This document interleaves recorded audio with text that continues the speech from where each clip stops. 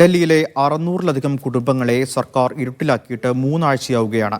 ബംഗാളിൽ നിന്നുള്ള മുസ്ലിം വിഭാഗക്കാർ കൂടുതൽ താമസിക്കുന്ന വസന്ത് കുഞ്ചിലെ ജയ്ഹിന്ദ് ക്യാമ്പിലെ വൈദ്യുതിയാണ് വിച്ഛേദിച്ചത്. ബംഗ്ലാദേശികളെന്ന് മുദ്രകുത്തി ക്യാമ്പ് ഒഴിപ്പിക്കലിന്റെ ഭാഗമായാണ് ഈ നടപടി.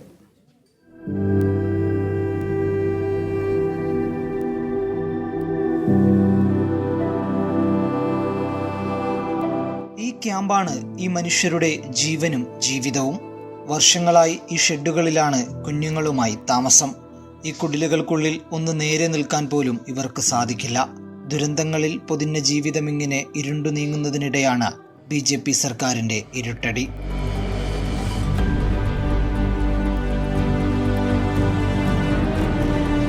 ഒരു നോട്ടീസ് പോലും നൽകാതെ ഇവരുടെ വീടുകളിലേക്കുള്ള വൈദ്യുതി സർക്കാർ വിച്ഛേദിച്ചു. വൈദ്യുതി ബില്ലടക്കാത്തതിന്റെ പേരിലോ വൈദ്യുതി മോഷണത്തിന്റെ പേരിലോ ഒന്നുമല്ല സർക്കാരിന്റെ ഈ ഷോക്കടിപ്പിക്കൽ. കയ്യേറ്റക്കാരെന്ന പതിവാരോപണമാണ് ഇവിടെയും പറഞ്ഞത്. ഇതോടെ കുടിലുകൾ ഇരുട്ടിലായി. കുട്ടികളുടെ പഠനത്തെ ബാധിച്ചു. പുറത്തുനിന്നെത്തുന്ന വെള്ളം മാത്രമാണ് ഈ ചൂടിൽ നിന്ന് ഒരാശ്വാസം നൽകുന്നത്.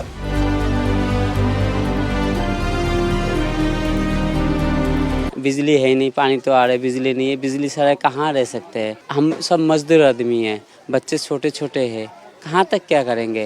ക്യാമ്പിൽ ബംഗാളിൽ നിന്നുള്ള മുസ്ലിങ്ങളാണ് കൂടുതലും. അതിനാൽ ബംഗാളി ഭാഷയാണ് സംസാരിക്കുന്നത്.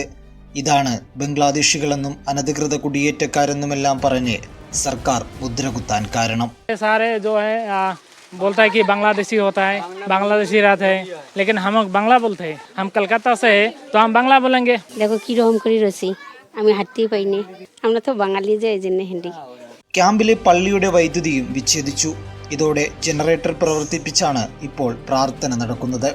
തൊട്ടടുത്തുള്ള ചെറിയ ക്ഷേത്രത്തിലും വെളിച്ചമില്ല. കോടതി ഉത്തരവുണ്ടെന്ന് പറഞ്ഞാണ് ഈ വിളക്കുകൾ ഭരണകൂടം അണച്ചുകളഞ്ഞത്. ഡൽഹിയിലെ ഈ കത്തുന്ന ചൂടിനിടയിലാണ് ഈ പാവങ്ങളുടെ വൈദ്യുതി വിച്ഛേദിച്ച് സർക്കാർ ഇവരെ ഇരുട്ടിലാക്കിയത്.